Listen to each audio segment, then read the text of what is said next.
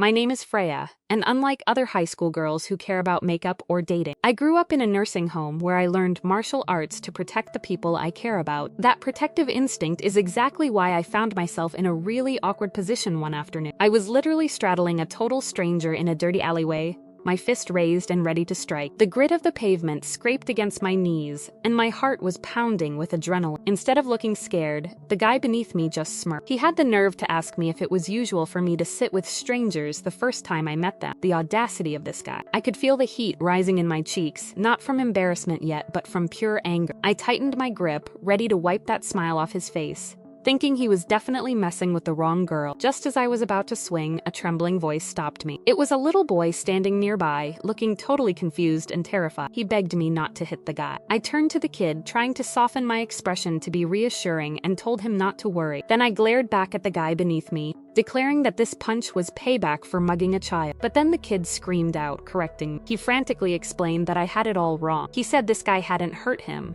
He had actually saved him from the real muggers and was just teaching him how to defend himself. I froze. My fist hovered in the air as the realization hit me like a bucket of cold water. I looked down. The boy's bag was on the ground, and I had seen this guy holding the kid's arm. It looked exactly like an assault. I let go of him, my stomach dropped. I stood up, brushed myself off, and felt my face burning hot. I squeezed my eyes shut and yelled a frantic apology into the air before turning around and sprinting all the way home without looking back. I left them both standing there, completely dumbfounded. My life isn't exactly normal. My parents run a nursing home, which means I grew up surrounded by the smell of herbal tea and old books. I preferred the company of older people to that of children my age. Back at home, I was recounting the embarrassing story to Mrs. Jones. She just laughed at me, amused that I had left the poor guy lying there and run away. She told me a story about how she met her husband by knocking him over with a martial arts kick, teasing that maybe this boy was my destiny. I frowned at her and dismissed the idea immediately. No way was that happening. Suddenly, my dad walked past us, huffing loudly. I knew that look. The lines on his forehead were deep, which usually meant bad news. Our finances had been terrible lately, and the stress was heavy in the air. I followed him out to the yard to check on him and saw him talking to a well-dressed man. The stranger waved me over. The man held up his phone to show me a picture. I gasped. It was the guy from the alley. The man lowered his voice and confirmed that the person I had almost punched was his son. He told us he had seen everything and followed me here. I began to feel afraid and sweat drenched my forehead. Had he come to seek revenge or make us pay for what I had done to his son? However, his reaction surprised me even more. He simply spoke in a soft voice and looked at me with pleading eyes. He said that his son had fallen in with a bad crowd and stopped studying. He wanted me to help steer him back on the right path. I stammered, telling him I didn't want to be a babysitter, but then he played his ace card. He mentioned the nursing home's financial troubles and hinted that it might have to close soon. However, he said he wouldn't mind being a major sponsor if I agreed to help. My jaw dropped. This was crazy. All I had to do was keep an eye on his son, and all my parents' problems would disappear. My dad told me I didn't have to do it if I didn't want to, but looking at his tired face, how could I say no? I felt a sudden burst of determination mixed with excitement. I agreed to the deal and asked which school I needed to transfer to. So I transferred.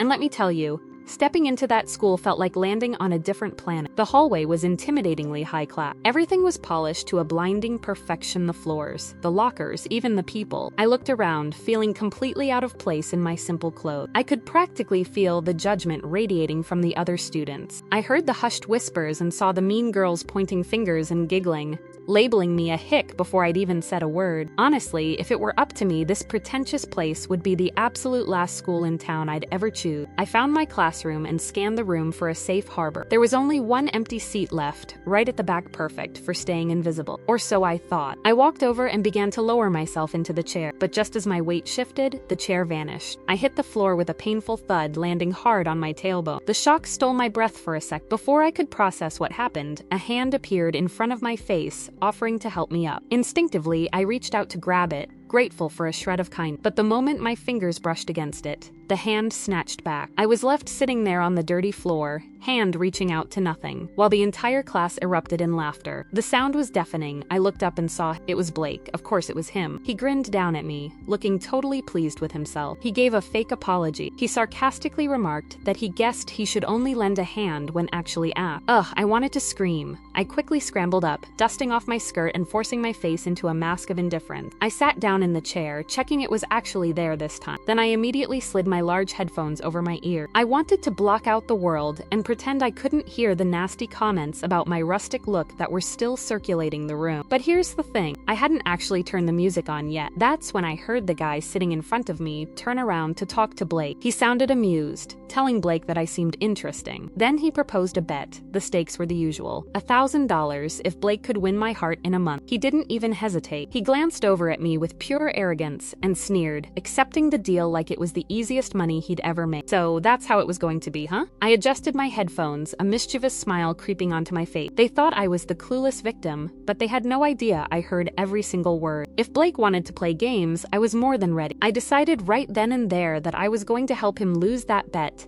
and maybe make him work a little harder for his pocket money than he expected. True to his word, Blake didn't waste a single second starting his little game. By lunchtime that very same day, he was already putting his plan into motion. He enthusiastically ushered me toward the canteen, acting like the perfect gentleman as he guided me through the food line. He even charmed the lunch lady into giving me an extra portion of yogurt. I just looked at him thinking, nice try, buddy, but I know exactly what you're up to. I sat down, trying to ignore him and actually enjoy my food when a shrill, demanding voice cut through the noise of the cafeteria. I looked over and saw a girl with her arms crossed, standing over a boy who looked terrified. The students at the table next to me immediately started whispering that there went Chloe again, and asked why she always targeted Kai. So her name was Chloe, and the poor guy was Kai. I watched as Chloe barked orders at him, demanding he get up and fetch her a cupcake just like the one he had on his tray. Geez, why did some girls think it was okay to treat guys like personal servants? The entitlement made my blood boil. Unable to sit still, I stood up and marched over to their table. Without a word, I snatched the cupcake right off Kai's tray and shoved it straight into Chloe's open, complaining mouth. Cream and frosting smeared all over her face, silencing her instantly. I couldn't help but laugh at the mess. I sarcastically asked if she was happy now,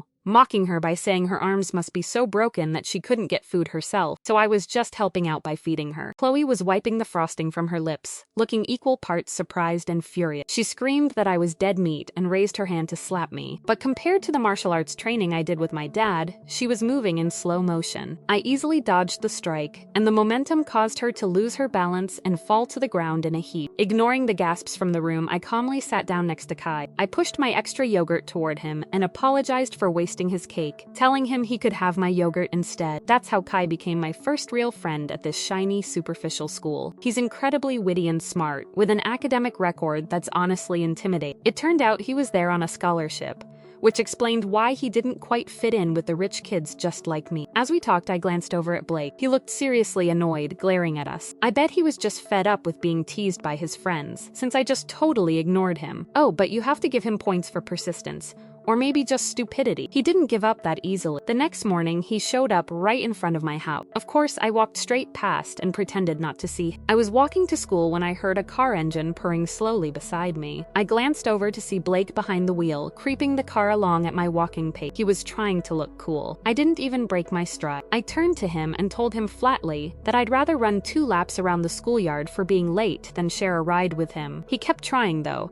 Later, in the school hallway, he resorted to physical comedy. As I was walking to class, he stuck his foot out and tripped me. I hit the ground hard, my knees stinging from the impact. Immediately, he reached out his hand, putting on a show of being the helpful hero, just like the first day. But I wasn't falling for it literally or figuratively. I scrambled up on my own, brushed the dust off my clothes with exaggerated dignity, and looked him dead in the eye. I told him that between him and the floor, I picked the floor. He even tried the classic romantic gesture. One afternoon, he was waiting for me at the school gate, holding a massive bouquet of roses. The scent was overpowering even from a distance. I took one look at them and started fake coughing loudly, doubling over as if I couldn't breathe. Blake actually looked worried for a second, panic flashing in his eyes as he asked if I was allergic to flowers. I stopped coughing instantly, straightened up, and looked up at him with a deadpan expression. I told him nope, but that I was allergic to immature and boring people like him. Then I walked off. Seriously, did he think every girl would fall for these lame cliché tricks? He was going to have to do better than that. This game of cat and mouse carried on for the next few weeks. He tried everything, and I dodged everything. But then one afternoon, he decided to ambush me in the library. I was studying with Kai, enjoying the peace and quiet, when Blake marched over and dropped a jewelry box on the table. Inside was a necklace, expensive, shiny, and totally not my style. I looked at it for a second, then slid it right back across the table to him without saying a word. I turned back to Kai, resuming our conversation as if Blake didn't exist. That was the last straw for him. Blake slammed his hands on the table, the sudden noise making everyone jump. He yelled out, asking if I was seriously turning him down for a nerd like Kai. I glared at him. I told him that Kai was smart, gallant, and sophisticated. Everything he wasn't. I pointed out that all he knew how to be was a troublemaker. His face turned red, and he asked angrily if I was looking down on him. I let out a scoff of disdain. I told him I was wondering how long it would take for him to finally figure that out. I reminded him that we were in the same group for the English literature project, yet he hadn't contributed a single sentence to our essay. I joked that he probably thought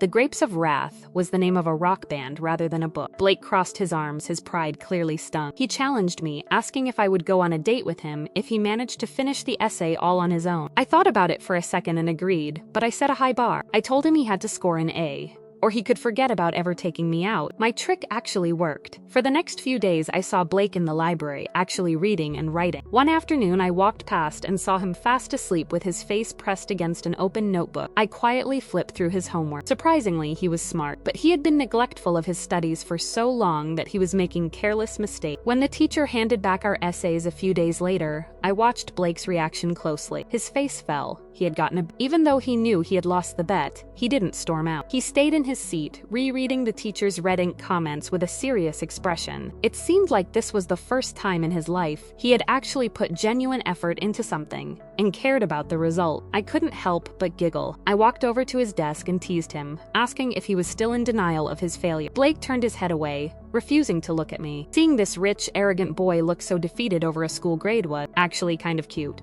I couldn't leave him like that, so when he wasn't looking, I left a gift box on his desk with a note inside. That was a set of clothes I had bought for him, and an invitation to meet me at a local bar that weekend. You might wonder why I bought him clothes. Well, you'll see. That Saturday night, I waited by the bar entrance. When Blake finally showed up, I almost burst out laughing. He was wearing the outfit I had gifted him, and he looked absolutely miserable. It was a dated, slightly tacky ensemble that looked like something a grandpa would wear to a bingo night, not a club. He immediately started complaining, whining that he couldn't go inside wearing those old-fashioned clothes because his friends would definitely laugh at him. I just sneered at him and asked if he had invited his friends along just to prove he had won the bet. I even asked him point blank if I would get a cut of the $10,000 if he succeeded. Blake looked completely shocked. He stammered with wide eyes, trying to admit that he was just joking about the bet at first, but claimed his feelings had actually changed. I didn't let him finish his excuse. I cut him off, told him not to worry about it, and just grabbed his arm to drag him inside. Sure enough, his group of high society friends was already there. Chloe, the girl I had shoved cake into, immediately smirked and made a snarky comment about whether the fish had gotten hooked, obviously referring to me. I decided to flip the script right then and there. I put on a frantic, panicked face and told them that yes, I was trapped. Then I begged them to quickly give Blake the $10,000 because his family had gone bankrupt and was in dire need of money. Chloe looked bewildered and accused me of lying. I pointed at Blake's terrible outfit as proof, telling them to look at him was wearing donated clothes because even his branded items had been liquidated to pay debt. I shot Blake a quick wink, hoping he would catch on. To my surprise, he reacted immediately. He stepped forward and started pleading with them, asking to borrow some money because he needed a place to stay and cash for a sports car. The change in his friends was instant and ugly. Their smiles vanished.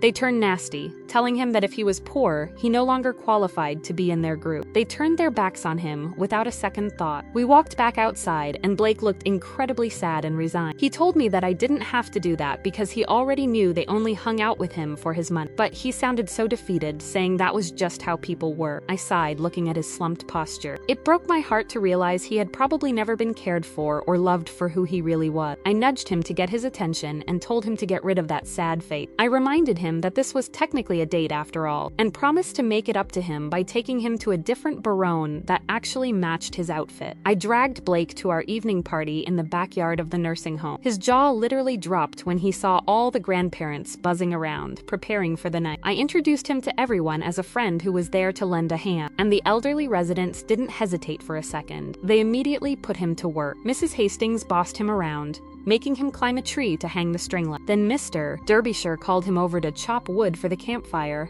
And before he could catch his breath, Mr. Shaw was making him taste his strong homebrewed beer. I watched from a distance, expecting him to complain, but the next thing I knew, Blake was sitting on the drum throne, jamming out with the band. It was actually really sweet. It had been a long time since we had a young volunteer, and the energy was amazing. Mrs. Jones leaned in close to my ear and teased me. She whispered that the boy seemed fine, and that she had noticed the way he looked at me. I felt a blush creeping up, but I said that he wasn't suitable for me. I shrugged it off, but deep down, a wave of disappointment washed over me. Seeing this different, kinder side of him was dangerous, because I actually liked it. But I had to remind myself that we were still from completely different worlds. The next morning at school, reality came crashing back. I saw Blake hanging out with those same greedy friends again. It looked like he hadn't learned his lesson at all. I felt frustrated, thinking all my efforts to show him real friendship had been in vain. I angrily swung my locker open, and a small piece of paper fluttered out. It was a note. It said to meet at the library at 6 p.m. when everyone had left because he had a surprise for me. It was signed B. I knew I shouldn't be like this, but I couldn't help it. I waited in the library for hours, feeling a mix of nervousness and excitement. Finally, the last student left. But the moment I was alone, the lights suddenly cut out, plunging the room into pitch blackness. Then I heard the heavy library door slam shut. Panic set in instantly. I may excel at martial arts and fighting bad guys, but I am terrified of the dark. I screamed, my voice echoing in the empty room. With shaking hands, I fumbled for my phone. The first person I thought to dial was Blake. I called him, then slumped down against a bookshelf, sobbing in fear. Suddenly, the sound of the door unlocking made me jump. As soon as the door swung open and light poured in, I saw a silhouette. I didn't think. I just ran and threw my arms around him, burying my face in his chest. Then I heard a voice ask if I was okay, saying he couldn't believe Chloe did this. I froze. That wasn't Blake's voice. I looked up and realized it was Kai. He had been the one to open the door. Just seconds later, Blake came running up, breathless, asking if I was okay. I stood there, totally confused and mortified. I hugged Kai, thinking it was Blake. Overwhelmed by embarrassment and adrenaline, I quickly let go of Kai and ran away without explaining anything. I ran until my lungs burned, then stopped to catch my breath. It hit me then, when I was in danger, the first person I had thought of, the person I wanted to see, was Blake. That realization scared me more than the dark. Could it be that I actually liked him? At that exact moment, my phone rang. It was my dad, and his voice was shaky. He told me that Mrs. Jones had suffered a sudden heart attack and needed surgery immediately. The problem was the cost. It was astronomical, and we didn't have it. My mind raced. Where could we get that kind of money instantly? Then I remembered Blake's dad. Desperate, I dialed Mr. Morris. When he picked up, I didn't have time for pleasantries. I told him that Blake had stopped hanging out with his bad friends and was doing his homework. I begged him, saying I really needed the money right now because it was urgent. Suddenly, a cold voice came from behind me asking if I was just bringing him out to trade with his dad. My heart stopped. I turned around to see Blake standing there. He had followed me and heard the entire conversation. I stammered, trying to explain, but he looked devastated. He asked me if he was just a money-making tool to me,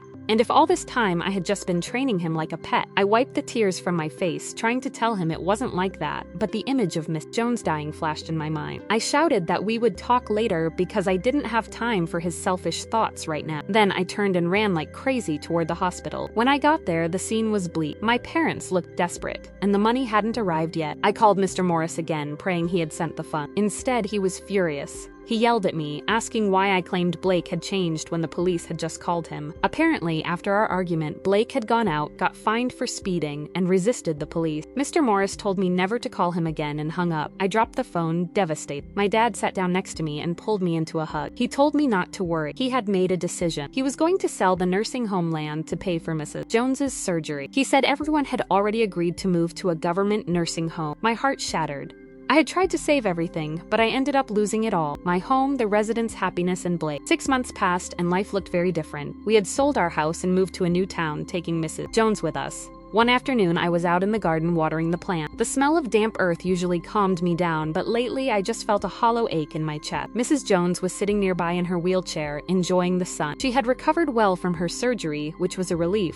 But I missed the chaotic noise of the old nursing home. I missed the other grandparents, and if I were being honest with myself, I missed Blake. I still kept in touch with Kai, and he had updated me on what happened. Apparently, Blake had actually gone to a military school, just like his dad had wanted. When I heard that, I was stunned. Mrs. Jones, sharp as ever, seemed to read my mind. She looked at me and gently advised that I should talk to him. She didn't mean I should apologize for the past, but rather that I should confess my actual feelings to him. She warned me that if I didn't, I would regret it later. She patted my shoulder to comfort me, but I just looked down. I felt so guilty about how things ended, and I didn't have the courage to face him. Just then, my dad walked into the yard holding an envelope. He told Mrs. Jones she had a letter. Mrs. Jones opened it, and her eyes widened. She called me over to look. It was an invitation to a concert at a nursing home. But not just any concert, it was our concert, the one we used to plan. My hands trembled as I took the invitation. What was this? A few days later, I was pushing Mrs. Jones's wheelchair toward the entrance of a place called Sunflower Nursing Home. As soon as we crossed the threshold, the emotions hit me like a truck. Tears started streaming down our faces because everyone was there. All the grandparents from our old home,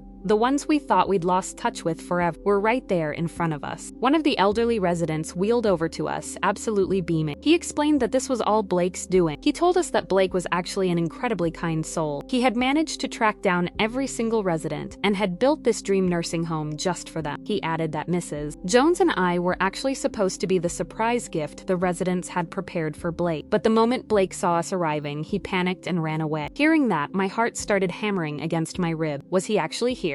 Without thinking, I spun around and sprinted back toward the main gate. I saw a car driving away in the distance, and my gut screamed that it was him leaving. I ran after the car, my feet pounding hard against the pavement, shouting in total despair. I yelled for him to wait, screaming at the top of my lungs that I liked him. I really, really liked him, but the car didn't stop. It disappeared around the corner.